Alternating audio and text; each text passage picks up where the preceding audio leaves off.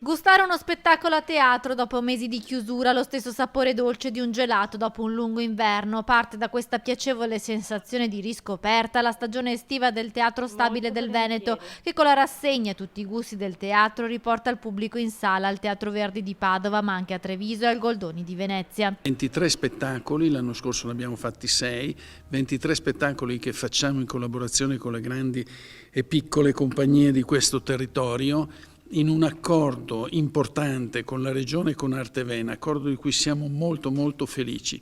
Certo le restrizioni ci sono, ma credetemi, poco peseranno sul palcoscenico. Si torna in teatro in sicurezza dopo la parentesi teatro sul sofà dovuta all'emergenza Covid. Si torna rispettando le regole con il distanziamento dei posti, l'obbligo della mascherina e la sanificazione degli spazi. Siamo contenti di riaprire perché se non c'è pubblico non c'è teatro, se non c'è teatro non c'è città, quindi senza pubblico non c'è la città.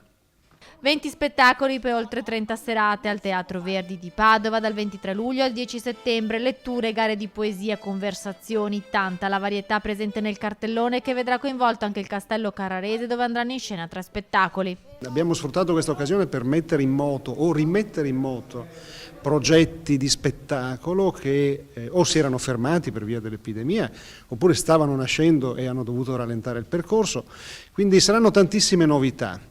Assieme a gusti classici, a gusti ormai come dire, affermati nell'alimentazione del pubblico del teatro.